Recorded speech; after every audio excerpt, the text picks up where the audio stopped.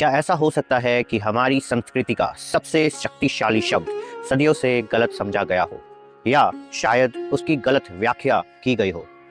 वह शब्द है धर्म। आज हम जब धर्म सुनते हैं तो हमारे दिमाग में मजहब या पंथ आता है, लेकिन इसका असली मतलब कहीं ज्यादा गहरा है। यह शब्द बना है संस्कृत के मूल शब्द धृ से, जिसका अर्थ है धारण करना, थामे रखना या संभालना। असल मायने में धर्म वह कानून है जो इस पूरे ब्रह्मांड को एक सूत्र में पिरोए रखता है। वह नियम जो आपको यानी एक इंसान को अंदर और बाहर से अखंड रखता है। और यही वजह है कि बुद्ध ने भी धम्म शब्द का इस्तेमाल किसी जाति या पंथ के लिए नहीं, बल्कि असलियत को समझाने के लिए किया था। यह कोई किताबी मान्यता या अंधविश्वास नहीं है, बल्कि यह वह सच है जिसे आप अपने शरीर और मन में खुद महसूस कर सकते हैं। और इसीलिए भगवत गीता के 3 अध्याय में एक बहुत बड़ी बात कही गई है। अपना धर्म, चाहे उसमें कितनी भी कमियां क्यों ना हो, दूसरे के धर्म से कहीं बेहतर होता है, भले ही दूसरा उसे कितनी भी कुशलता से क्यों ना निभा रहा हो। गीता कहती है कि अपने धर्म पर चलते हुए अगर आपकी मौत भी हो जाए तो वह बेहतर है, क्योंकि किसी दूसरे के धर्म या रास्ते को अपनाना सिर्फ डर और खतरा पैदा करता है। लेकिन ऐसा क्यों है?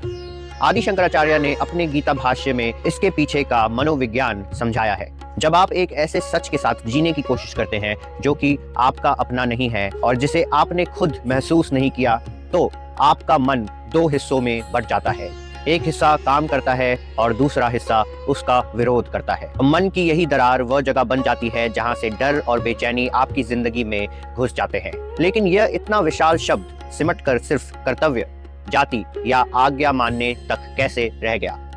जैसे जैसे समाज बढ़ता गया और नियम सख्त होते गए, धर्म के भीतरी अर्थ की जगह बाहरी रस्मों और रिवाजों ने ले ली। शब्द तो असीमित ही रहा, लेकिन हमने उसे छोटा बना दिया। इसलिए आज भारतीय होने के तौर पर हमें इस शब्द को फिर से इसकी असली मान्यता देनी होगी और इसके असली रूप में पहचानना होगा। याद रखिए, धर्म वो नहीं है जिसकी दुनिया आपसे उम्मीद करती है।